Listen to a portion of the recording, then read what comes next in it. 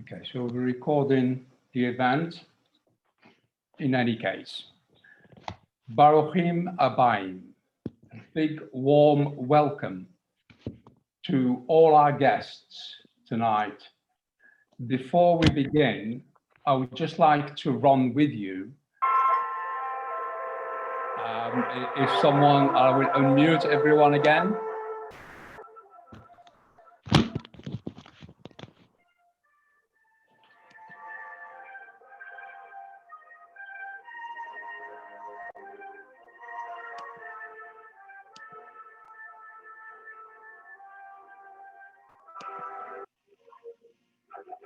Do we hear music? Is someone playing music somewhere?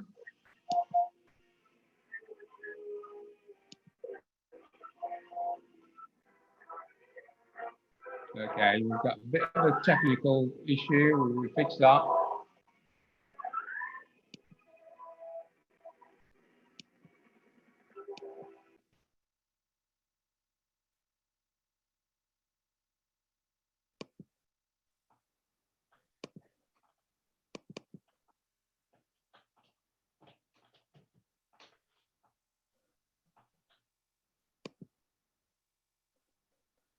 That seems okay, Jay. I Yes, think we're it okay seems, to go. it seems fine. Yes, Lovely. so we Thank will you. go back to where we were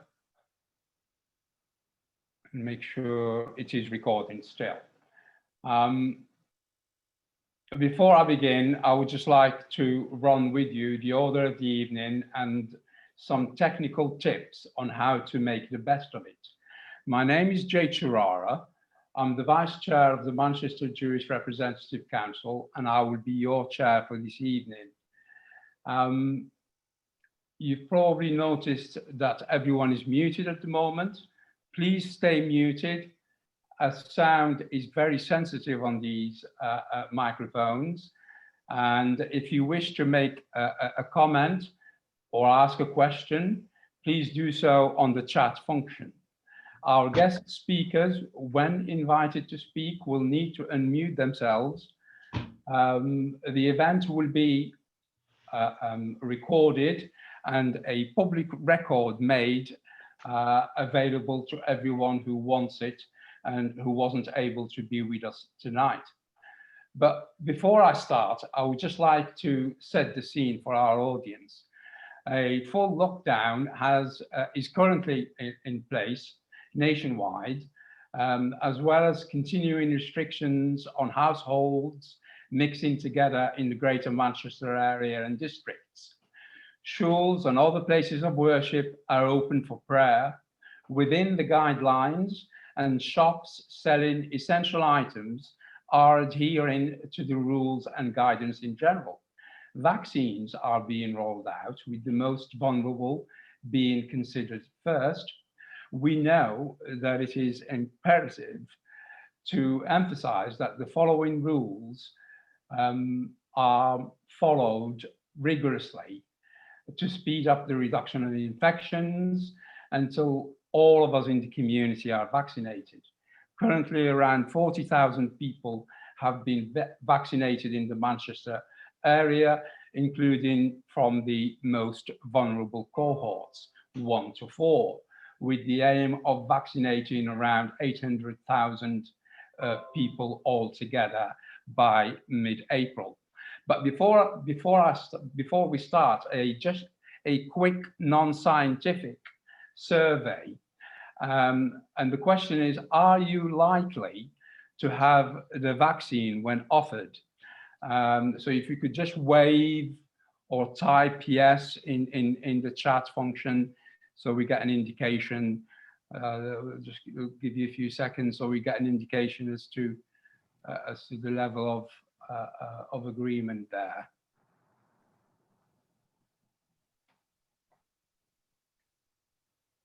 Okay, so quite a few there. Thank you.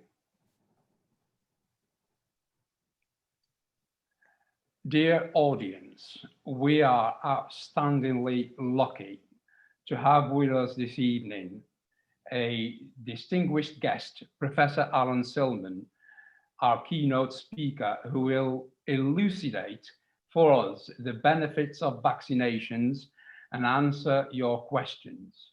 We also have with us Dr. Adam Sugar, that most of you know as the local Salford GP at the Dr. Davis Surgery, Newbury Green medical practice, and Lance Gardner, MBE, Chief Executive of Salford Primary Care Together, who will be quite happy to answer your questions on local provisions.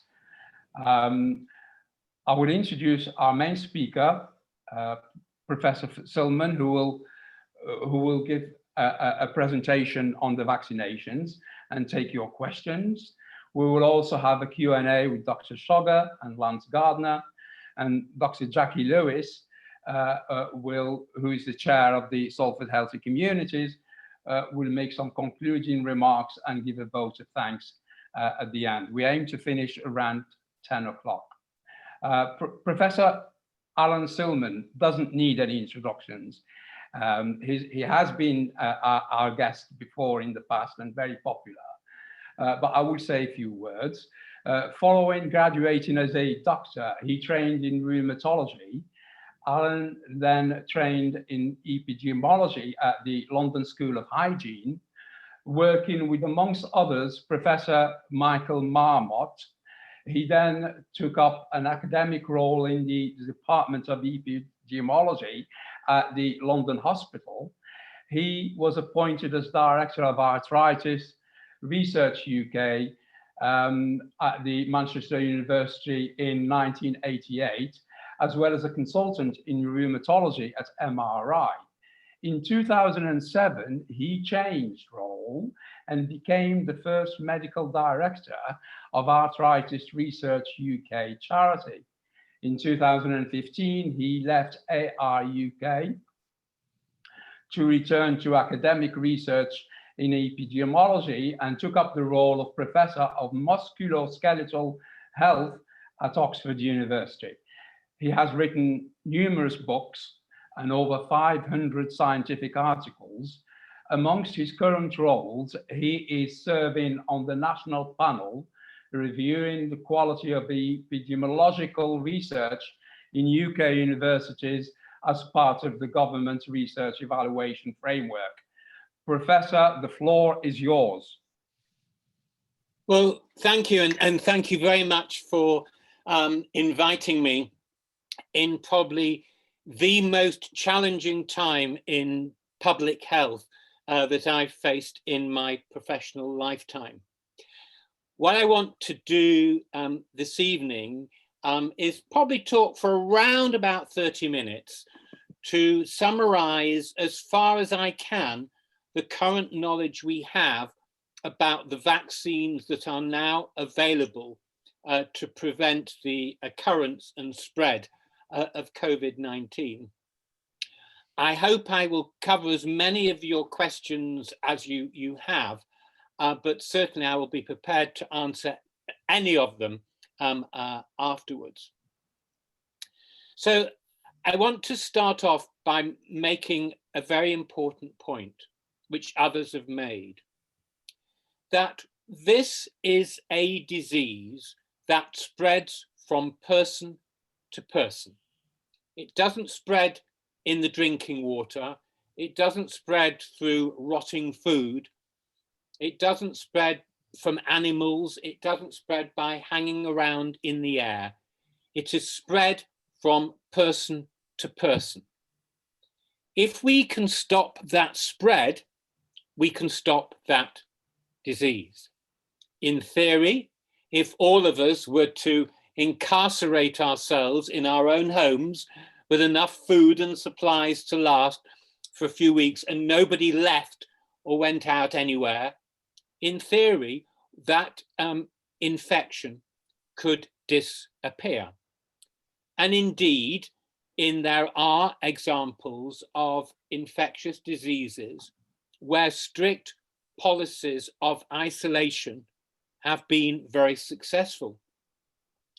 Some of you will remember reading in the news about the horrors of the Ebola virus pandemic that affected countries in West Africa. There was no successful vaccine at the beginning to combat that infection.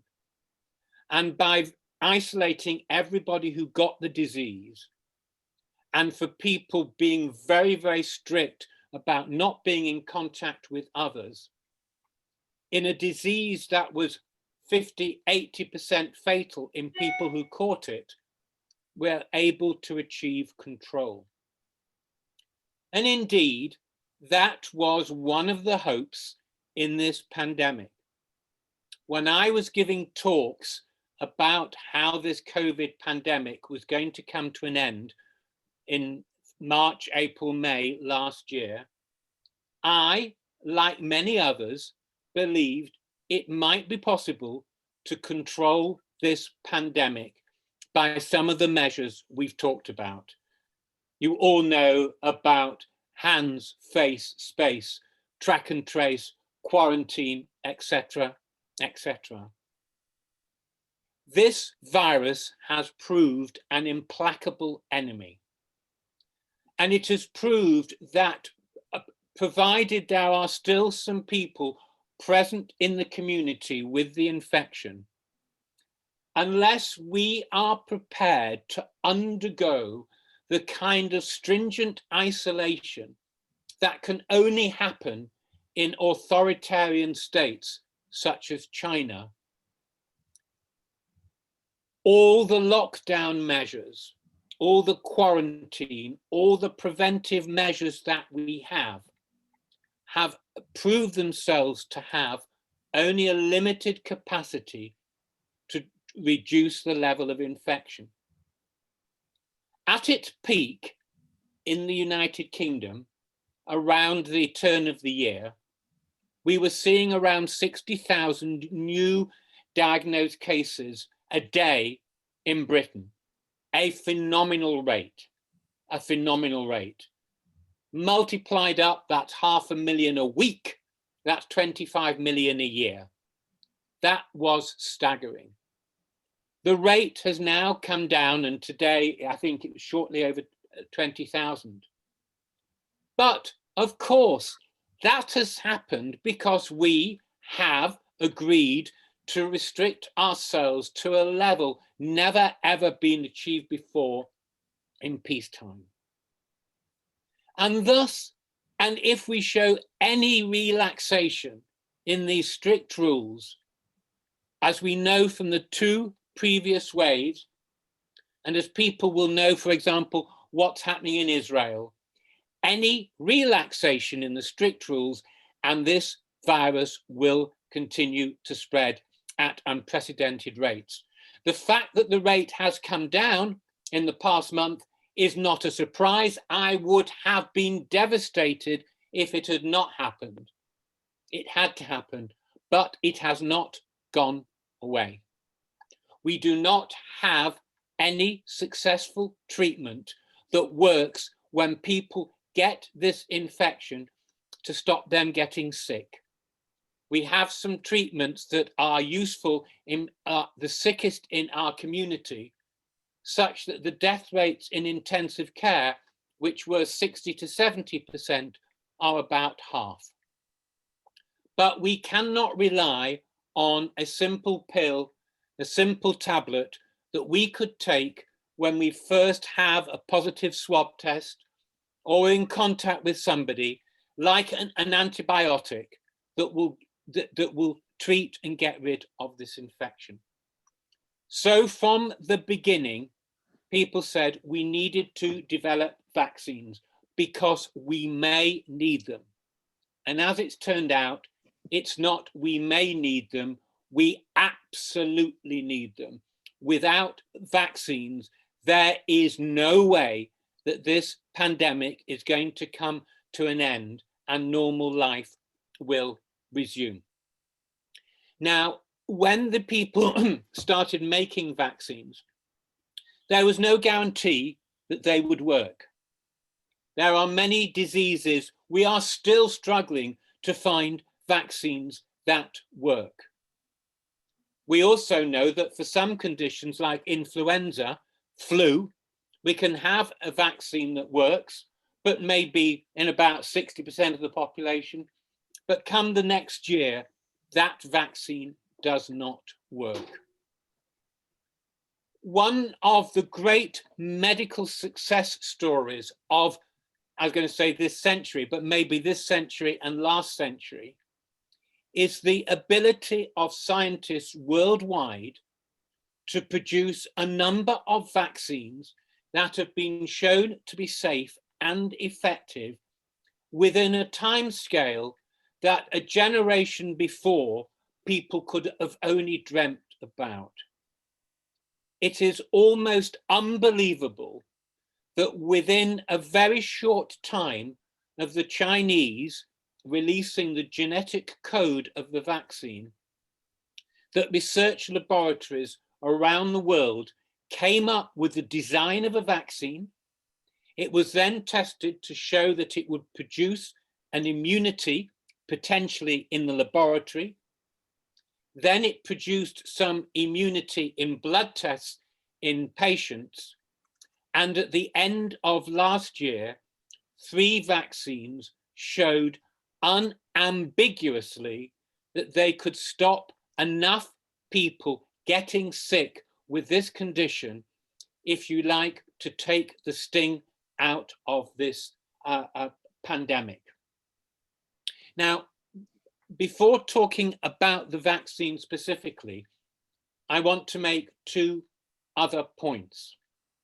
The first point is that the other way traditionally we become immune to diseases is not through vaccines, but is in acquiring the infection naturally, and hopefully, possibly, acquiring the infection naturally without being ill. I can tell you that pretty well everybody in this audience will probably have antibodies to diseases such as chickenpox and measles, either because they had the infection naturally as a child, which you may not remember, or you were in contact with it, developed antibodies without knowing that you were ill. That is also true, my friends, to the same extent for COVID-19. There are a large number of people, maybe in places like Manchester, it could be 10 to 15%, who have natural immunity to COVID-19, either because they've been ill and were badly ill, or they were ill and had mild condition, or you didn't even know you were ill. And particularly amongst younger people, amongst children, amongst young adults who have the same rates of catching the condition, they might have become immune without being ill. However, what we are learning about the natural immunity from this virus is that firstly, it might not last very long. At the moment, we don't have, obviously, more data than the period of time that we've had an observation for. But we're not sure that this immunity will last longer than 6 months. We also know that if you have acquired the immunity and have not been very ill, or you have acquired the immunity without being ill at all, that level of immunity is also probably not very strong. We have also learned that the immunity that the vaccines can produce is much stronger than the immunity you can get from the natural condition. That is not true for all virus diseases, but it seems to be true for COVID-19. And therefore, the second point I want to mention is that we cannot rely on the natural immunity to give us the protection that we might have hoped. My third point is in relation to this phenomenon that a number of you will have heard about, which is called herd immunity. I have said that this is a virus that spreads from person to person.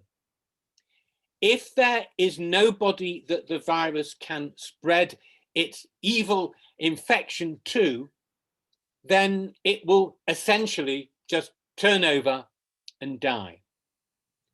So one of the reasons that we want to be vaccinated is to protect ourselves. The other reason I believe we need to take seriously our societal responsibility to be vaccinated is that if we are vaccinated and do not become ill, we are protecting the people around us. And indeed, if we can achieve a high level of immunity, we can stop this virus in its tracks. I believe also that this is going to require immunization, vaccination, not only of those who are most vulnerable, but even those who are the least vulnerable, including our children, our grandchildren, our young adults, because we need the large, very large proportion of the population to be protected to stop this disease in its track. So I would just like to say a few words about the vaccines themselves. There are probably 250 different vaccines at different stages in development. You will all be aware that there are now 3 vaccines in use throughout the world. 2 are work by giving a little bit of a genetic code to the body, and the body then produces the bit of protein, which is the nasty bit of the protein called the spike protein, which sticks onto the surface of the cells and makes us ill. So without giving anything like a whole virus, these 2 vaccines, the Pfizer vaccine and the Moderna vaccine, allow the body to produce an immune response against that nasty bit of the virus when it sees it, because it's produced antibodies to the vaccine. The AstraZeneca vaccine is a vaccine which takes a very, very harmless virus that we all have and bolts onto it the genetic instructions to make that same spike protein. We give the vaccine, the body produces antibodies against the spike protein. When the real virus comes along, those antibodies see the spike protein on the real virus and attack it. So these vaccines work in a very similar way.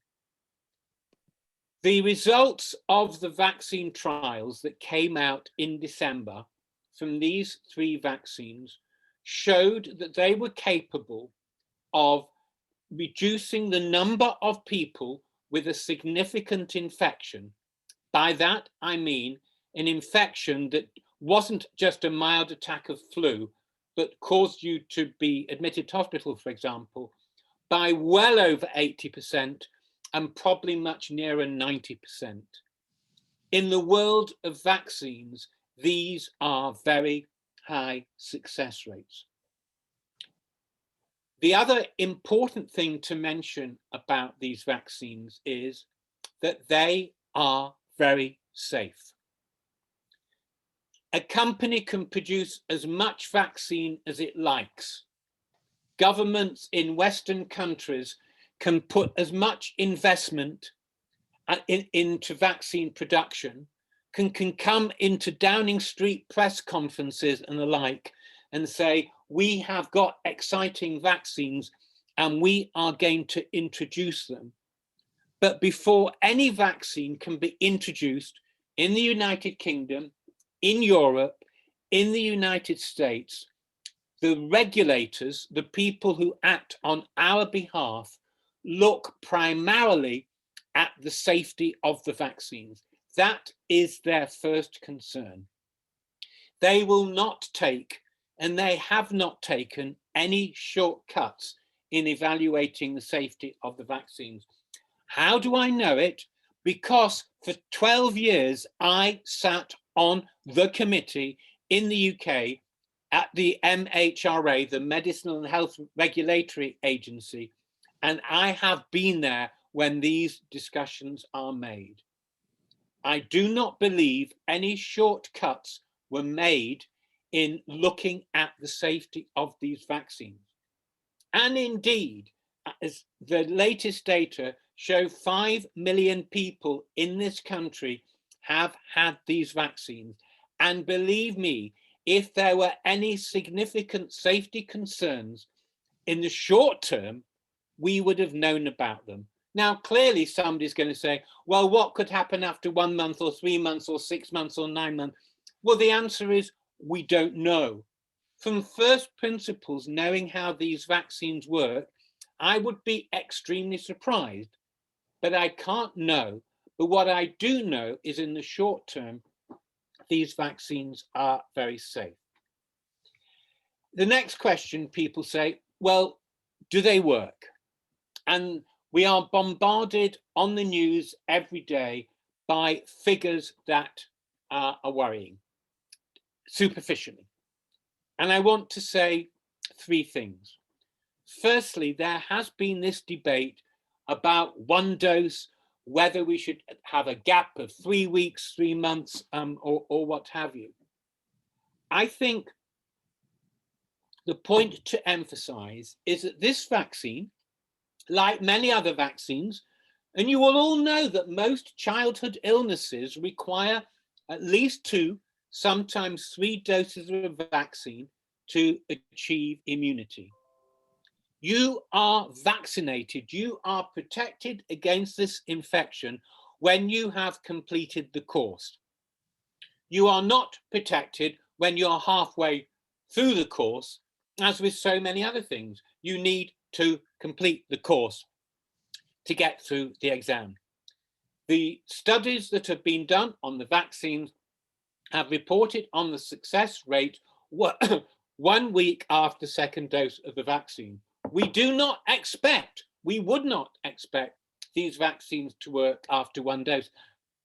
I have to tell you, there are people who are trying to develop vaccines that work after 1 dose, and that would be wonderful if they do. At the moment, you are vaccinated, you can consider yourself to be properly vaccinated 1 week after your second dose. The second thing I want to say relates to the interval. This is confusing, and I apologize in a way, although I don't take the blame, for the confusion in the messages. All 3 vaccines that are currently licensed believed that you would get the maximum immunity from around about a month gap between 2 doses, not after 2 days, not after 2 weeks, but between 3 weeks and a month. And indeed, the first 2 vaccines, the Moderna and the Pfizer I talked about, they showed that that 3 weeks was the right interval and you achieved high success rate. The AstraZeneca vaccine was interesting. They wanted to look at 1 month, but when they did their studies, because of supply problems, and they were doing their studies in Brazil and in South Africa, they struggled to get the vaccines for the trial. So a number of people actually had to wait 11, 12 weeks between doses. And what AstraZeneca showed, the AstraZeneca vaccine, was that the longer they waited within that interval, up to about 11 weeks, the stronger the response. And that is not unusual given what we know about vaccines. So it made a lot of sense for the regulators for the AstraZeneca vaccine to say, look, people aren't vaccinated until after your second dose.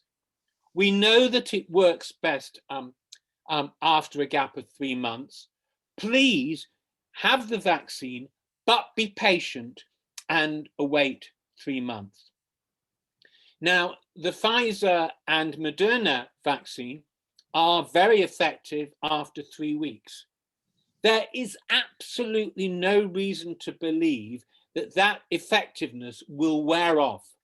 When you get the second dose after 3 months, there is absolutely no reason to believe that it won't be as effective as if you'd had it within 3 weeks.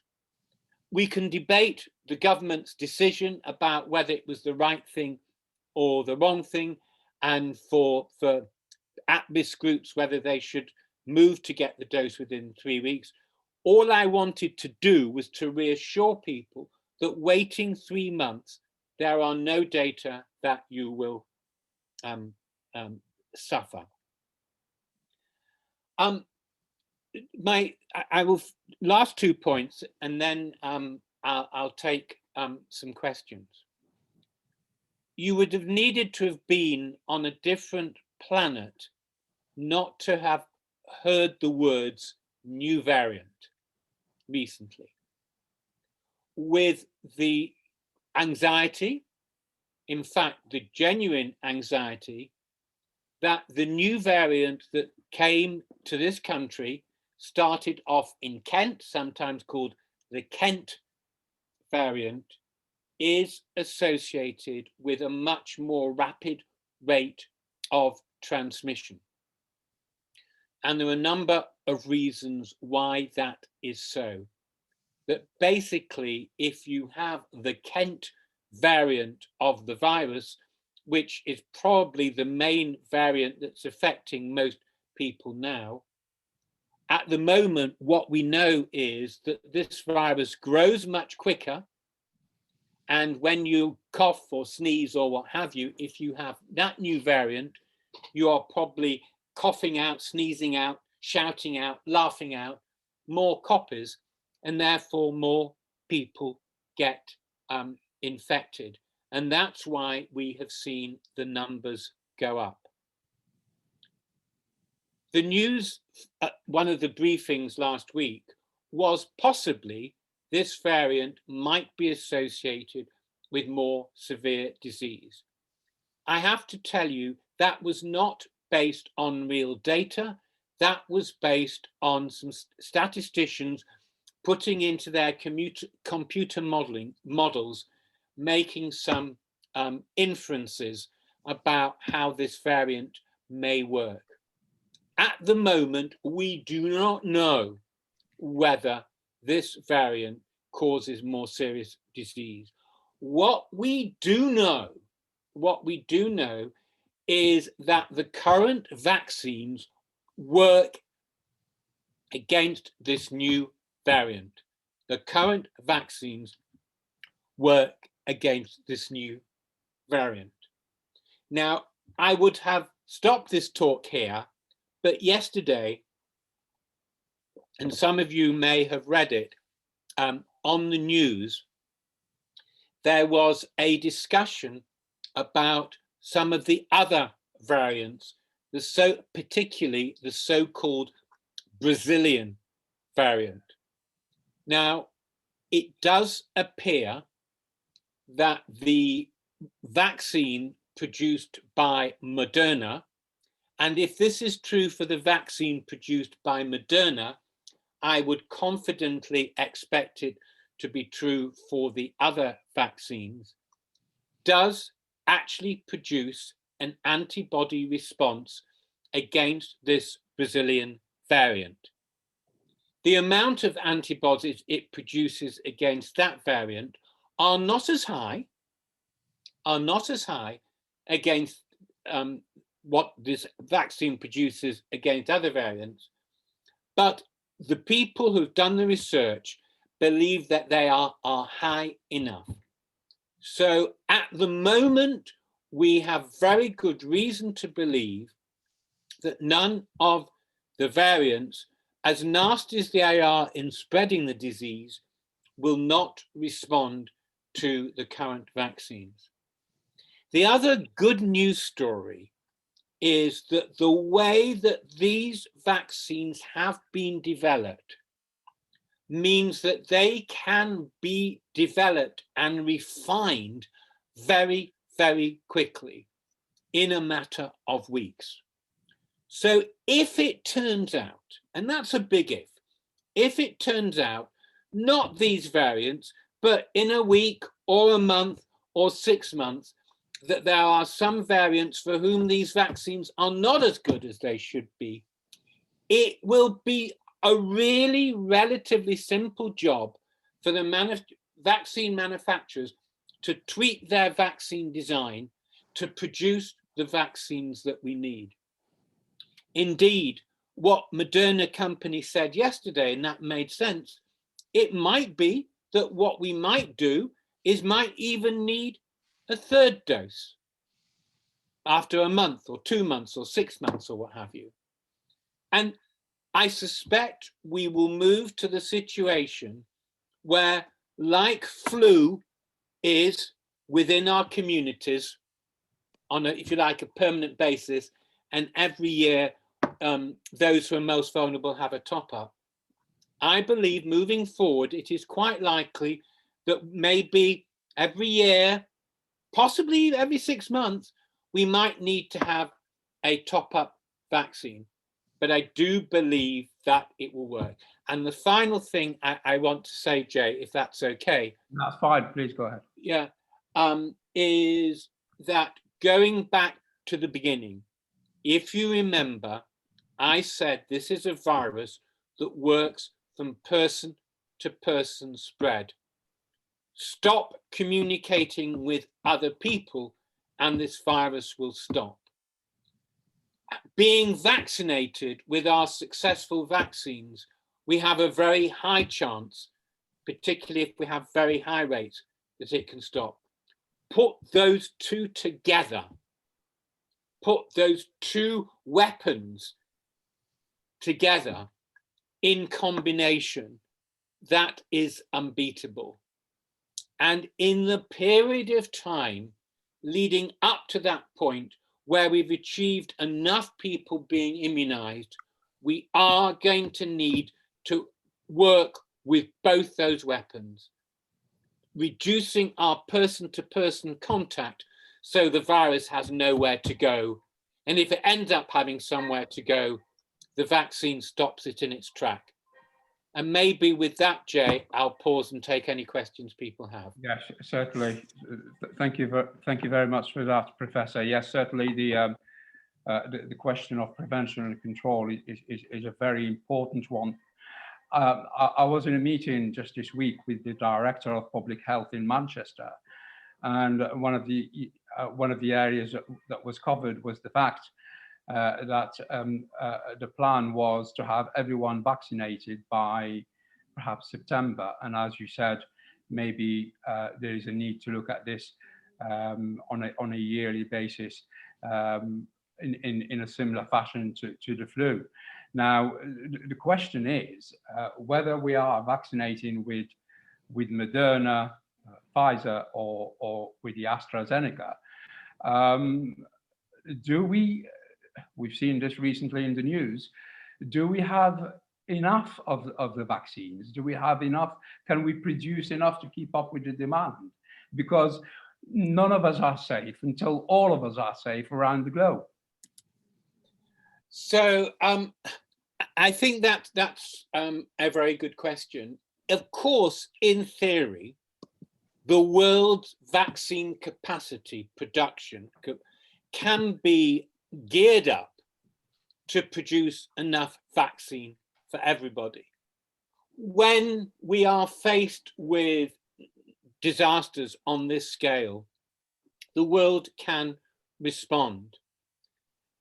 What I should tell you is that producing a vaccine is not the same as producing a factory that manufactures baked beans or produces t-shirts. The requirements, the stringency that goes into producing a biological product necessitates an incredible complexity in regard to the infrastructure that's needed. We all want to be assured that every single batch of vaccine is safe. That I was aware on my time MHRA how important it is not to say just because this factory, the production plant is up and running, that we've got the policies and the procedures and the quality assurance in place that each dose of vaccine is as good as the previous one. And this takes time. I think 5 years ago, it might have taken 3 years to commission a vaccine production plant. Now we're seeing that in months. We just have to be patient. And of course, we started off with 250 vaccines on the starting block. There was no way that we could invest globally in mass producing all those vaccines because we didn't know which ones were going to work. Some of you will be aware that a Chinese vaccine that was one of the first off the blocks, which was actually made in the traditional way of using a weakened version of the original virus, has turned out not to be that effective. So it would have been, in a way, ridiculous to have put all our eggs in that basket. So while I'm saying I recognize at the moment we are not going to have all the vaccines available now when we want them, I believe moving forward, the world will have developed the capacity that year on year that will be ramped up, that will not be a problem. Please God, it happens very soon, and that we're all safe. Another question that we had here was, if we put ourselves in the shoes of, say, someone who's expecting and so on, there are anxieties associated with that. We know that in the past there were issues with vaccines generally, and I'm thinking in particular of MMR and autism. Now, how do we deal with that? How do we view it in respect of the current vaccination program that we have, that in 20 years' time we're fine? So let me be absolutely clear. There is no link between autism and MMR vaccine. The claim that was made has proved to be a falsehood. The doctor that made the claim lost his license to practice in Britain, and he has been completely discredited. There has been an enormous amount of research wasted in many ways because of that false criminal claim, showing there is no evidence MMR causes autism, period. We don't even need to debate that. I would put my house on that. I think the other thing to say is that the vaccines that have been developed for COVID-19 do not contain the whole virus. Many vaccines that have been used for other diseases in the past, including things like rubella and mumps and measles, etc., did actually have the live virus or part of the live virus. These vaccines, so-called RNA and DNA vaccines, we are not giving anything to the body that is capable, as far as we can tell, of causing damage. There has been an incredible amount of safety evaluation. And I have to tell you, this safety evaluation is done in animals, it's done in people, and these days, as you would expect, it's done through the use of computer modeling and artificial intelligence. Yes, people will have some minor reactions, headaches, minor fever. But considering the millions of doses of vaccine that have been produced, the number of side effects is trivial. And let us not forget, compared to the millions of people who've had COVID, and we've learned today that 100,000 people in Britain have died, where this is a completely different ballpark. We can't even mention them in the same breath. So just go and ask No, I'm not. I will mute everyone again and ask the professor to mute himself.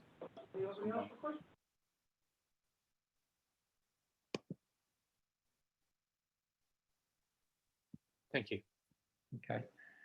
Okay, I'm going to turn to Dr. Jackie Lewis to see if we have any questions there. Thank you, Jay. Let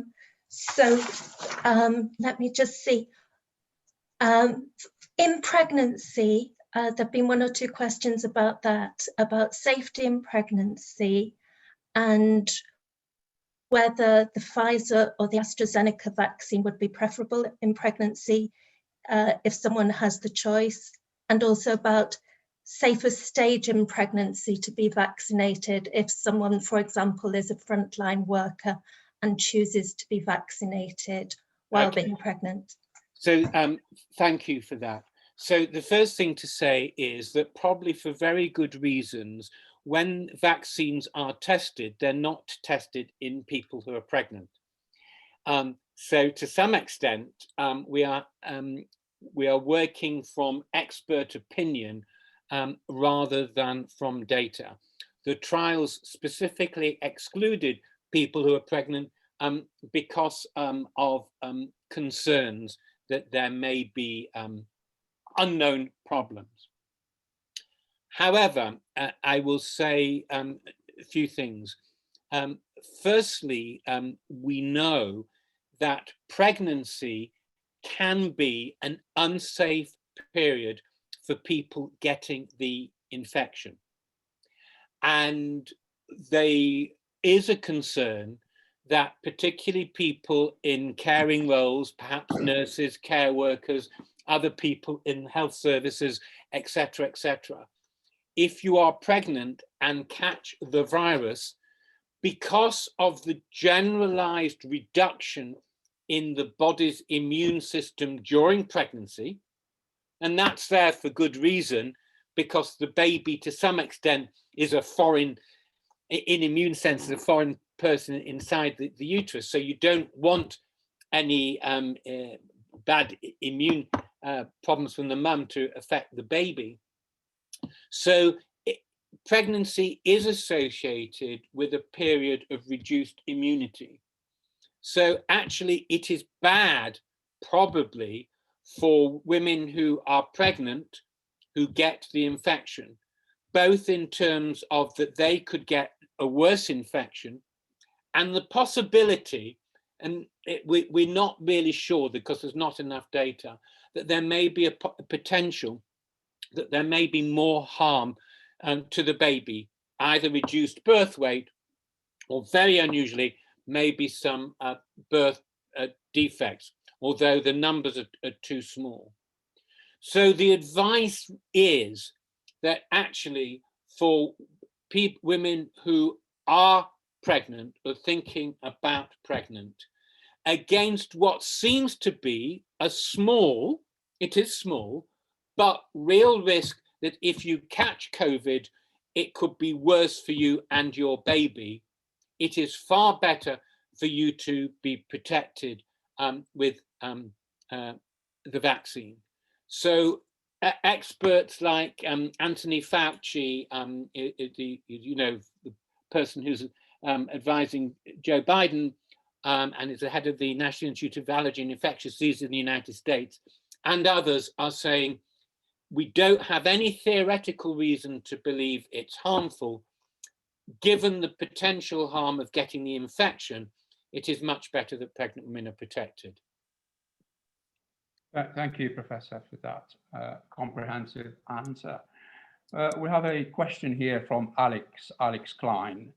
And the question is, does the length between the first and second injection affect the level of protection? And also, if we can add on to that, do all of the vaccines require a first and second injection? So that's a good question. Thank you for that.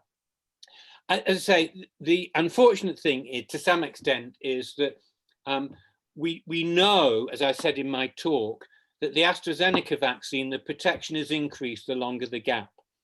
The Pfizer vaccine and the Moderna vaccine, we don't know because they were only tested with a 3-week gap.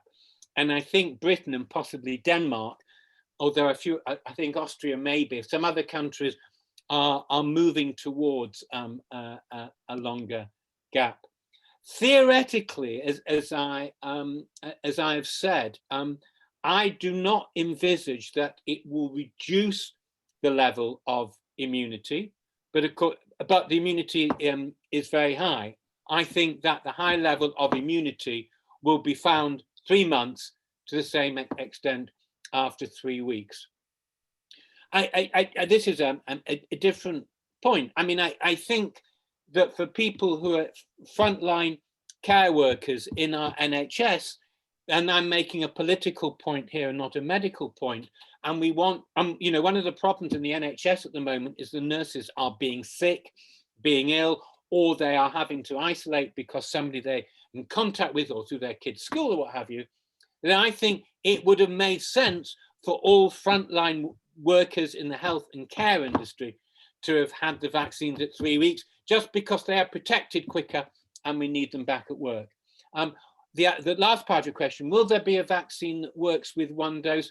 Potentially, yes.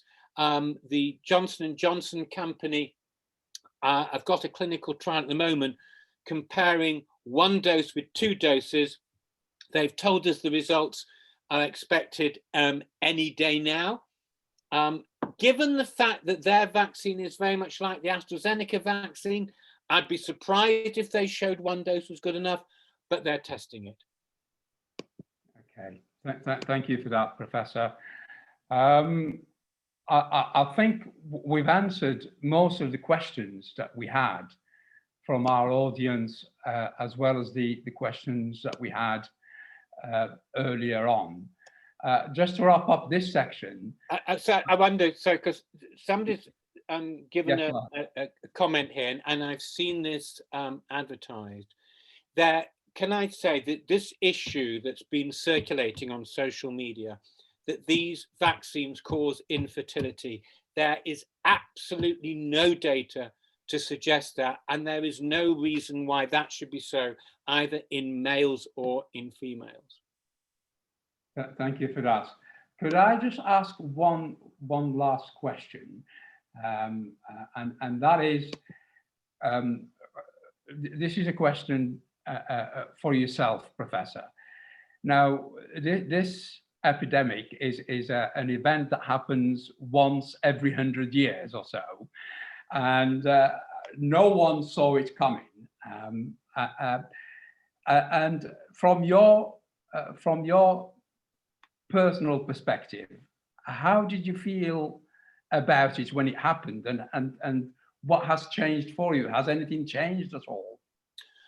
Yeah, it's a really interesting question, a really good question.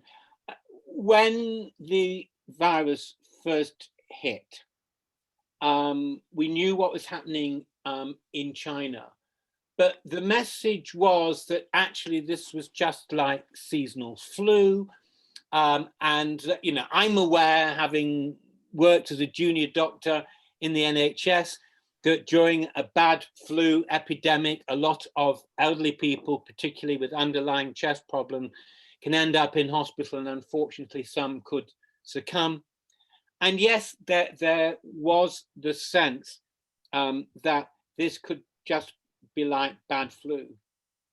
What hit me in around about May, June time last year was that and maybe I should have mentioned this, Jay, the reason why this virus is such a lethal enemy is not because of the virus itself.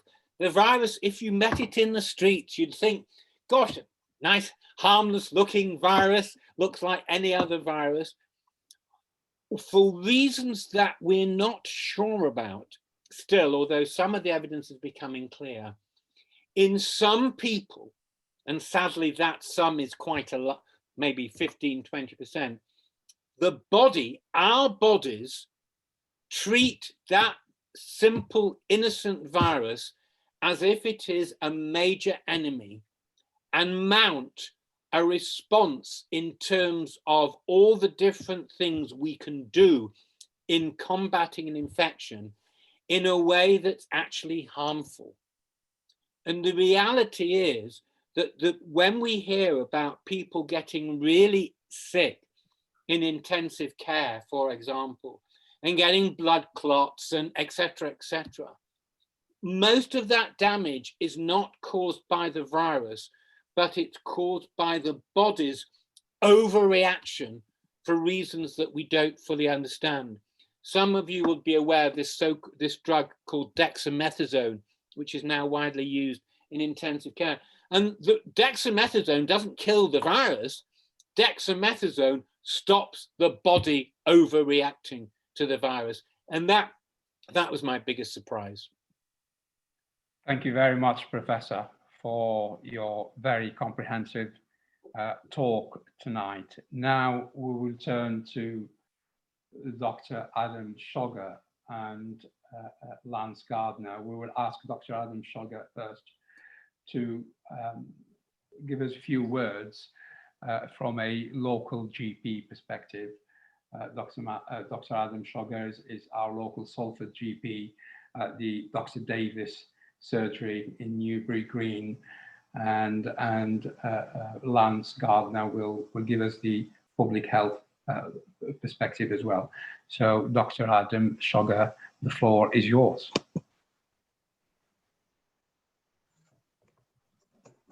Adam, you need to unmute. Unmute yourself.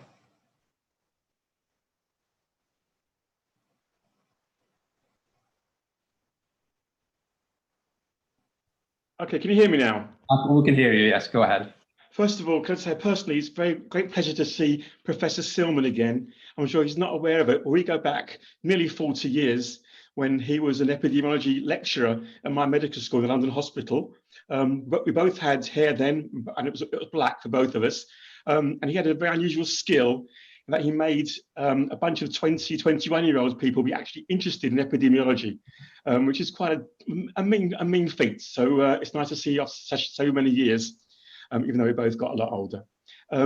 So first of all, I saw one question was asked at the very end. I don't know who it was. I think it was Mrs. Nelson, who asked about allergies. There aren't really any contraindications to having the vaccine with allergies. Some vaccines are grown in egg. So those with allergies to egg can't receive the vaccine, but the Pfizer and Moderna vaccine, I think the AstraZeneca one, are not grown in egg. So people who have egg allergies, I think, to fear from this virus. Locally, get lots of questions about the vaccine, some of the questions have been answered already by Professor Silman, but we get lots of the kind of weird ideas that are being expressed. He mentioned infertility, he mentioned miscarriage. Again, to reiterate what Professor Silman said, there's no evidence that it causes these sort of problems. Also getting some of the questions asking about 5G and microchips and all these kind of really insane conspiracy theories. And that's what they are. They're insane conspiracy theories. There's nothing injected which is harmful or can cause tracking of people or any of this kind of nonsense. The vaccines are being rolled out in Salford. I'll leave it to actually my boss, Lance Gardner, to talk about things, how he is organising the rollout of the vaccine, organising the testing, all that kind of thing on a local level, and what is being done. But there are certain things which GPs are doing as well. In our practice, we aren't vaccinating. Within the practice, it's going to be done in a local hub, which is still yet to be set up. We will be doing fairly soon. We're starting to do vaccinations for people at home, and that hasn't quite been organised yet. Certainly in the old age homes, and I don't know about the Fed and Heathlands, because it's out of my area, but a Beanstalk home, which is just down the road from our surgery, they have received the vaccine from a different body, from the care homes practice, and they have been receiving the vaccinations. And then not really much to say from our end. I know that one of the last questions to Professor Silman is how his work has changed. since the vaccine. Our work has changed, and all GPs are the same, has changed radically. In that most of our work now is being done over telephone or with email pictures. Some GP surgeons have video conferencing facilities to do consultations in that way, but we're all doing far less face-to-face consultations. Some GPs I know in Salford aren't doing any consultations face-to-face. This, I think, is not a good thing. I think we need to see some patients which you cannot evaluate by video or over the phone, who actually need examination. And certainly in our surgery, I know that all the GPs in Newbury Place, the three practices there, are all bringing in patients as and when they're thought to be necessary. Any other questions that you want to ask general practice before going to Lance? Thank you for that. We had some questions that were there earlier. One of which is, are the local rabbinate broadly supportive of the vaccination program, and are most people accepting of the vaccine offer? Yes, most people are quite keen on it. There are some people who are anti-vax altogether. We have a problem with immunisations of babies. We have quite a few people who come in and are anti-vaccinations in the main, and also COVID. I think the COVID one is, funny enough, less opposed in the community because it's all the news. Everyone's talking about COVID, and everyone sadly knows somebody who has been nifta, who has passed away in the community, including some very important rabbanim as well, and in London too. And I just saw in Hamodia last Friday night, a letter was printed. I'll just read it out to you. Though it's the London rabbanim, are still most of them are famous, and it was read as follows: dated 24th of December. Dear community members, Halakha, Jewish law, obligates us to care for our health and the health of those around us. We therefore strongly urge those eligible to access the COVID-19 vaccine and to do so upon the advice of their GP and or personal physician. And this was signed by Harav Bixenspanner, Harav Brief, Diane David, Diane Gelly, Harav Haga, Harav Hamer, Harav Portal, Harav Sabag, Harav Tugendhaft, Harav Birnbaum, Diane Cohen, Diane Dunner, Harav Greenberg, Harav Halberstadt, Harav Rappaport, Diane Simons, Harav Zimmerman. So these are all very important leading figures in Anglo-Jewish Haredi population.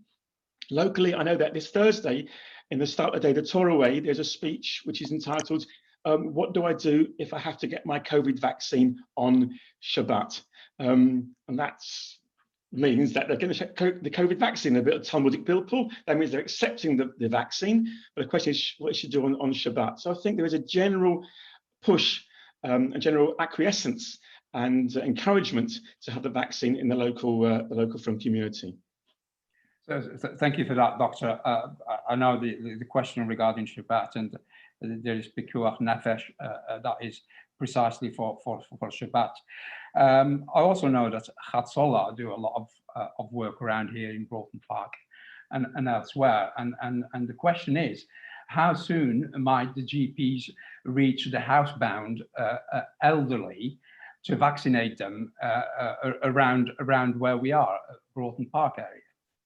Yes, it shouldn't be too long now. Again, Lance will be able to answer that more directly, but we received emails this week to start that process, and it will be happening really in the next couple of weeks, if less, in the next 10 days, to start homebound patients being vaccinated, at least the first vaccine. That is really good to hear. And someone, in fact, I'm going to turn to Dr. Jackie Lewis to see if there are any questions there on the chat function for Dr. Shogger.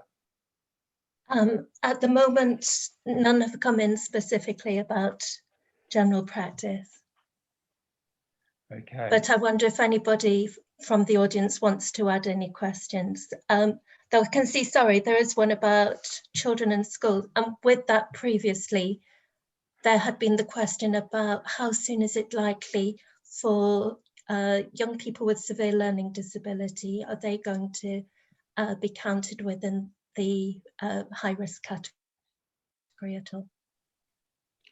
I don't know, that takes the level higher than poor infantry like myself. But I think anybody with a disease learning difficulties, I'm not sure, Professor Silman might be able to correct me on this, I'm not sure if they fall in a vulnerable capacity or group necessarily, but certainly those with coexistent morbidities, other illnesses, asthma, COPD, diabetes, they are going to be higher up in the queue. But the moment it's still going to be by age. First line medical professionals and myself, I've had one vaccine. I know dentists have received vaccines, nurses are receiving vaccines.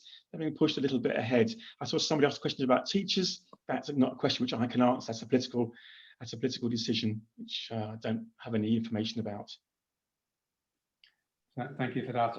Another question that came through regards to the fact that we have this vaccination program going on, but we're still not out of the woods yet.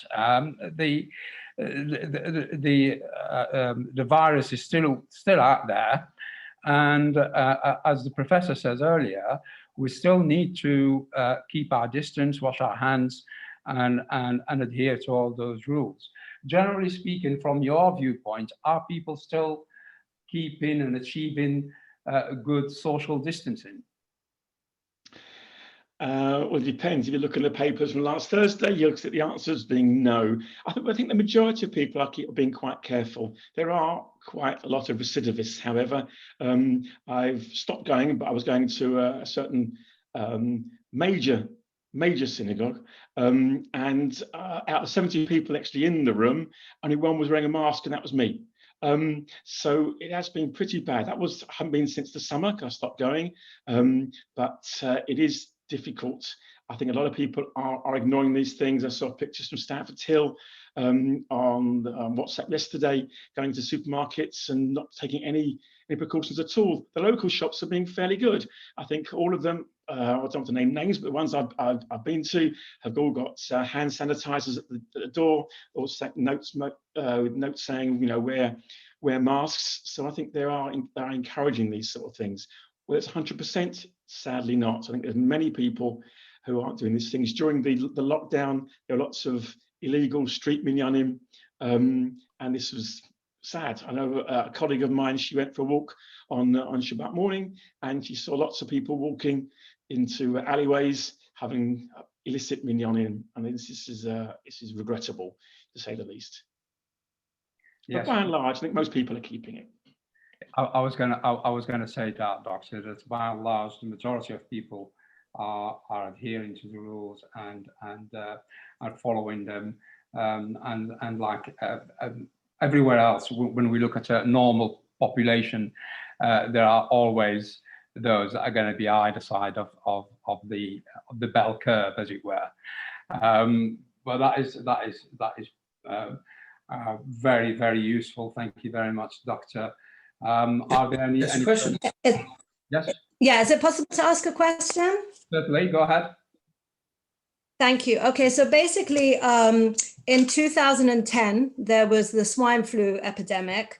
I have a personal account where a family member of mine got the Pandromex vaccine, and she developed narcolepsy. If you look on the Narcolepsy UK website, it says that basically in 2010, there was a startling increase in narcolepsy. I just want to know, considering that we don't know the long-term effects of the vaccine, would you consider people who are not in the vulnerable group to also go ahead and get the vaccine? Or do you think maybe that they should wait because there could be side effects that we do not know of because there are no long-term studies? Okay, who is this question for? Are we asking the GP? Well, I mean, if you any want, of the doctors or anyone that feels that they're qualified. If you want, I feel incredibly qualified to talk about this because I was involved in reviewing the data about narcolepsy and Pandemrix.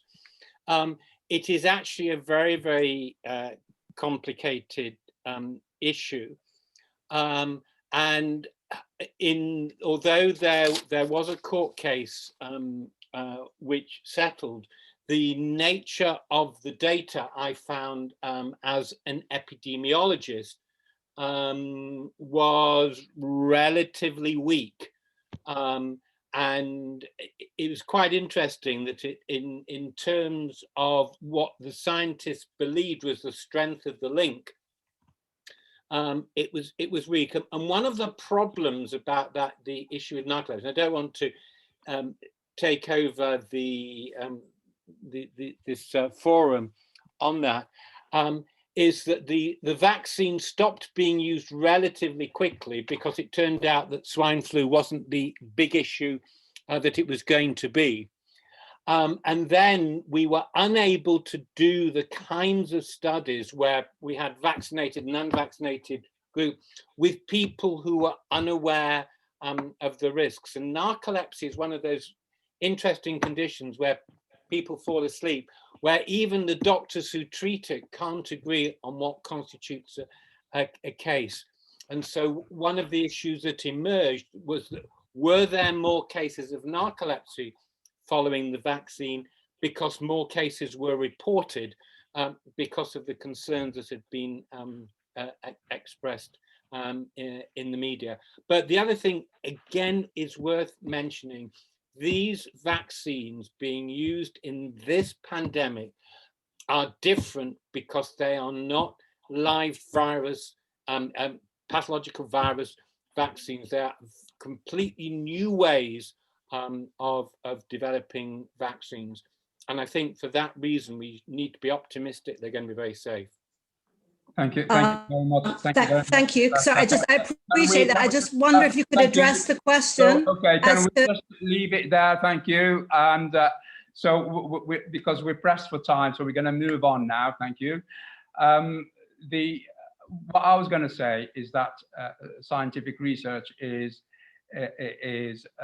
paramount, and it's built on the validity and the reliability of the research, and it's always ongoing, and there's always further research and peer reviews and so on and so forth to approximate the real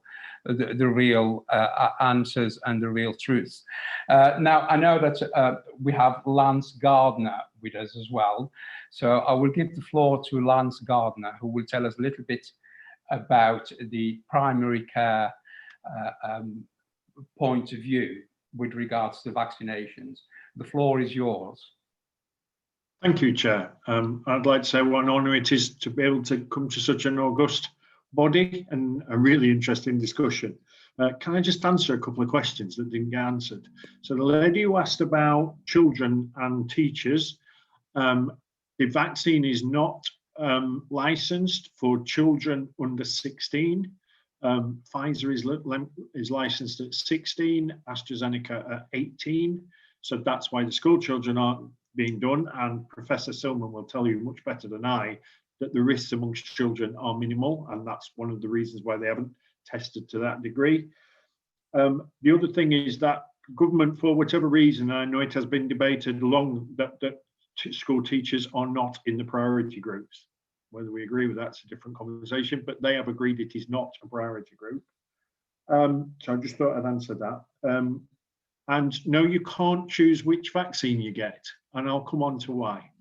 So I'm Lance Gardner. I am the Chief Executive of Salford Primary Care Together. We're the organisation that supports GPs throughout the city. Well, we did pre-COVID, now we do lots of other things, and one of which is I am now the Senior Responsible Officer for the vaccination programme for the whole city. Anything that is not done in hospital, vaccination or COVID-wise, falls under my remit. So we've been providing COVID services since the COVID vaccination services since the 18th of December, and when the NHS sets up, they set out. We are under what's called command and control. So I have worked in the NHS for 40 odd years. I have never ever known the NHS tell me what colour underwear to wear or what colour socks to wear, but at the moment they are. So what they did is they stipulated what a building had to look like to be able to give the Pfizer vaccine. And I mean, how many square feet, how many toilets, how many doors, how many car parking spaces, whatever. There is nowhere in your community that meets those criteria. We have looked, we've been in 30 odd buildings. So the Pfizer centres at the moment are at Clarendon Leisure Centre, Eccles Leisure Centre and Earlham Leisure Centre. And that's because we can deliver Pfizer vaccine really well, and it meets all the criteria. I'm sure you're all aware the Pfizer vaccine, and the professor knows this better than me, but it's a very volatile vaccine. It has to be stored really carefully. It has to be administered really carefully. It's really quite unusual for a vaccine. And so we have a whole set of procedures. So what we've done is we've created super vaccination centres at Clarendon, Eccles and Earlham. And we are now, and initially we were slow, but now we are giving up to 1,000 a day in each of those centres. So we're doing between 1,700 and 2,000 vaccines a day every day, as long as we've got vaccine. And that's the tricky bit about whether you get choice or not. So the professor will tell you having a choice makes no difference. I'm hoping he's nodding, good. And you do well to get whatever's available. And I can only give you what I am sent. So I can't order vaccine. I don't put in an order and they send me AstraZeneca or they send me Pfizer. I get told what I will get. And I have to work with whatever is available to me. So if you turn up to our centre, you'll see a big sign on the wall and it will tell you that today we're doing Pfizer. And I've forgotten who it was, it may have been Mrs. Jacobs, said you need to have a choice. And you do have a choice. At that point, you can leave because we haven't got any AstraZeneca. If we're doing Pfizer that day, we're doing Pfizer. And the way the Pfizer works is, as I said, it's a difficult vaccine. So when it arrives with me, I've got 3.5 days or 84 hours to use it, all of it. And that is 1,000 vaccines. If I don't use those 1,000 vaccines in those hours, 80 odd hours, I have to throw it away. So I can't use it after that time. And we have a clock on the wall, you will see that we have a big clock on the wall. And once we get to that time, we have to throw it away. So be just mindful of that when we're talking about vaccination. AstraZeneca is for us as vaccinators a game changer because it's much more mobile, it's much more dynamic, it's a much more versatile tool for us to use. But we've only had it in town for a fortnight. And we put all of our AstraZeneca into our care homes. So the good news is the government set us a target of getting everybody who is resident in a care home vaccinated by the 24th of January. We got them all done by the 22nd. I don't know about the Fed because the Fed's not in my boundary, but I'm knowing the Fed will have got them done. Good news, question somebody asked earlier, is we start the housebound with your GPs on Thursday. Now, please do not leave this call and go off and tell everybody relatives, friends, neighbours who are housebound that we're coming on Thursday. We've got a few to get through. We're not going to get them all done in a day. So can we just manage some expectations? So it will take us a couple of weeks, but we're coming from Thursday, and I know because I'm doing them. The other thing we are setting up, as Dr. Sugar said, is we are creating a community facility for you from next week. And we're just looking, we're looking at whether we can manage it in Newbury Green, or we need to use Broughton Hub, or we need to use some other facilities.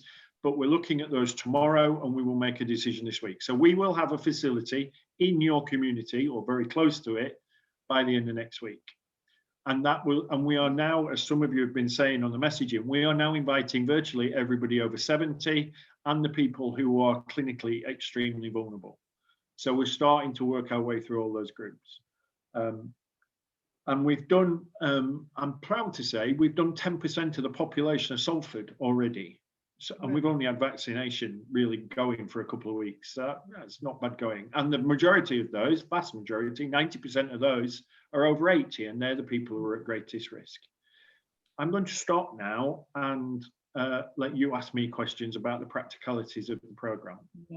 Lance, that's really, really useful, and I'm sure I speak on everyone's behalf when I say that a lot of people have been taking notes and listening to every word that you said, because we have a very local community here.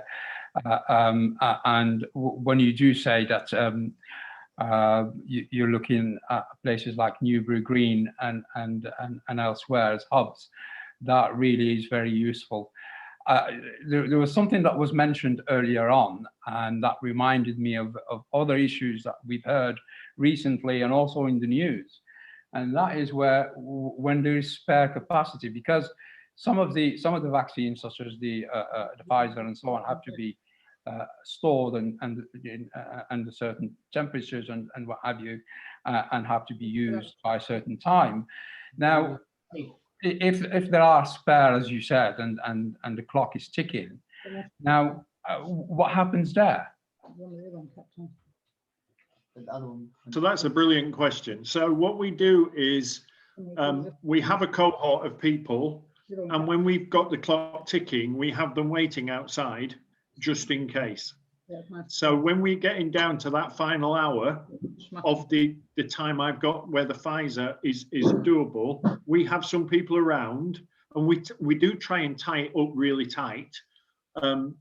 But we will, we might know that we've definitely got 20 spare, but if people don't come, we might have 30. So we might have 30 or 40 people hanging around outside, and we pull them in quick and we get them done. So it is really as daft as it sounds. That is how we do it. The other people, and we've done that with some of your community. So we've done that with some of, we've been talking to the ambulance people. I'm sorry, I don't always understand the words. So and the doulas. So we've been working with the doulas to make sure they get done. So we've been working with your community through Dr. Sugar and others to make sure that we get the groups who the NHS in its more traditional sense might not recognise as are really, really important in your community. And we're getting through those and we're getting them done as fast as we can. So yes, we... Okay. So thank you very much for that, Doctor. One last question, and that is from Rabbi Saunders. I'm going to ask Rabbi Saunders to unmute himself and ask the question himself. About what?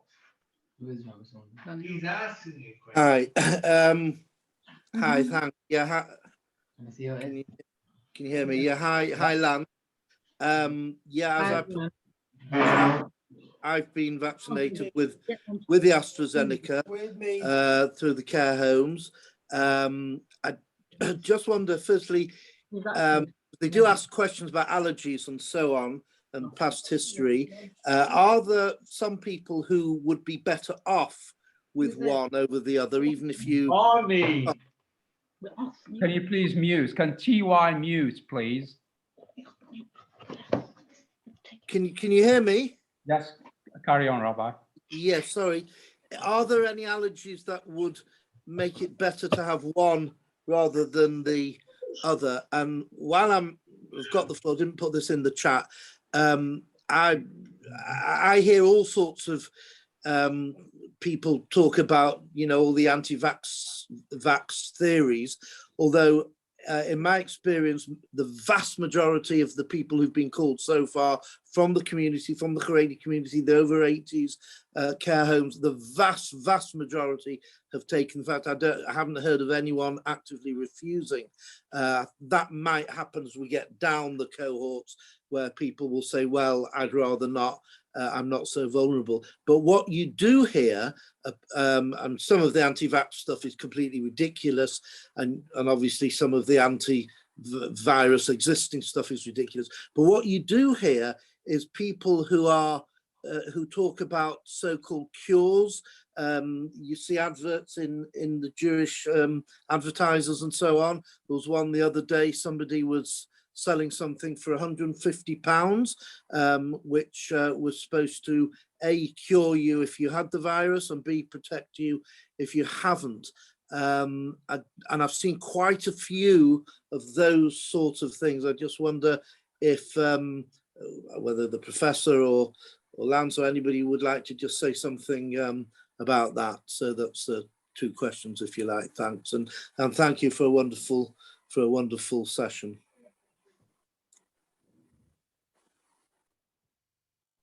Anyone want to answer that? Lance, do you want to? The allergy one, the allergy part of that question is as Dr. Sugar said, it's in the early days when we first started using Pfizer, the list was quite long. But actually, as we've been doing it, you know, and we've now done nearly 6 million people in this country. So we're learning a lot more about this. As the professor said, you're learning about this vaccine every day. We're learning, the country's learning, the scientists are learning. So we're learning what matters. So, and actually, I think in the 30-odd thousand people we've done, I think we've had 6 where we had an allergy issue, a proper allergy issue where we've checked that they were allergic to something that is in the constitution of the vaccine, and we've not been able to do it. Other than that, we haven't. It's very rare, as Dr. Sugar said. Most people, vast majority, can go ahead and get vaccinated, and they're probably safer with the vaccine than they are of getting COVID. I can add a bit to that. I mean, the data suggests I mean, when people talk about allergy, the thing they're worried about is this thing called anaphylaxis, where people have a catastrophic allergic response. And considering the millions of people who've had it, the number of cases are absolutely tiny. In terms of the vaccines, for those of you interested, I think the 2 things that people have been concerned about, one is called PEG, polyethylene glycol, and the other is called polysorbate, which are kind of the vehicles that are used to carry the vaccines. These are only exceptionally rare. People are only very, very rarely allergic to them. And as far as I'm aware, all the vaccines use one or other of both of those vehicles, but maybe Lance knows. Thank you very much for that, Professor, and thank you, Lance. I'm sure everyone here tonight will back me up when I say this, that we can go on talking about this for a couple more hours. And unfortunately, we don't have 2 more hours to finish our discussion. So now I'm going to turn to our chair, Dr. Jackie Lewis. Can I just say one thing? Yes, go ahead. There's one thing. There's a very, very important question came up a few minutes ago, which was I didn't see as it came across. Somebody asked about if they're young and not in the vulnerable groups, should they receive the vaccine? And I think it's absolutely crucial to do so. I think people have to understand what a vaccination program is for, and I hope I don't get told off by my old lecturer.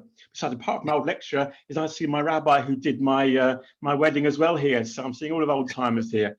As part of Pope Alan backs me up on this, the point of a vaccination program isn't to confer individual immunity, as far as I look at it. It is in order to get the immunity raised up in the whole community.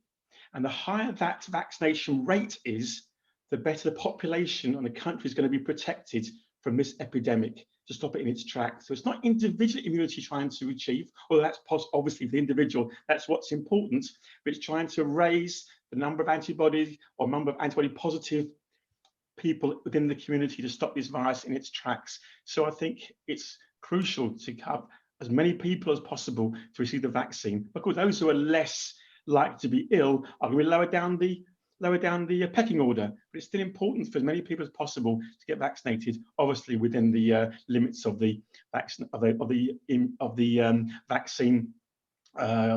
guidelines. That's important. I just want to make that point importantly. And also, it's a little bit of good news. I received from Israel some interesting information in Kupat Cholim Maccabi, which is one of the healthcare organizations in Israel. Out of 128,000 people so far received the vaccine, only 20 have come up positive for the virus after they started the immunization course. That's 128,000. Of course, it might come in the future, but still, it's a tiny number of people. And also figures released by the Israeli Ministry of Health that the number of admissions to hospital has gone down by 60% since the vaccination program. This is a vaccine which works. All 3 of them work, and I think that's an optimistic thing to mention, to recognise that these things work, and that's why it's so important for compliance or for people to have these vaccines. Such a high uptake is so important because it works, and it's going to be the only way, really, as Professor Silman said before, together with hygiene measures, etc., we're going to stop this thing in its tracks. Somebody else mentioned about long-term effects. Of course, we don't know long-term effects. But I think Prof Silman mentioned that earlier on, that at least on a theoretical basis, there's no reason to expect real problems in the future. Thank you for that. Yes, Israel is light years ahead in terms of vaccinations. I think that they're into 16 to 18-year-olds at the moment that are being vaccinated, and B'Ezras Hashem, that we're all vaccinated very soon, and we can go back to some normality. I will now pass on to Dr. Jackie Lewis for her concluding remarks, our chair, and a vote of thanks. Dr. Thank you, Jay. So firstly, before I round up, can people, as at the beginning, either wave your hands or put in the chat box? We're very much hoping the answer will be yes. When you're offered the vaccine, are you going to accept it? If you can please let us know. So I would really like to thank our wonderful panel so very much. Professor Silman, firstly, for your vast knowledge and your excellent ability to make complex science understandable to everybody. We're just really, really grateful to have your expertise available to our group. And also to Dr. Sugar and to Mr. Gardner for giving the local perspective, and because you are actually there on the front line, giving out the vaccine and helping to protect us all and bringing the end of this pandemic so much closer for us.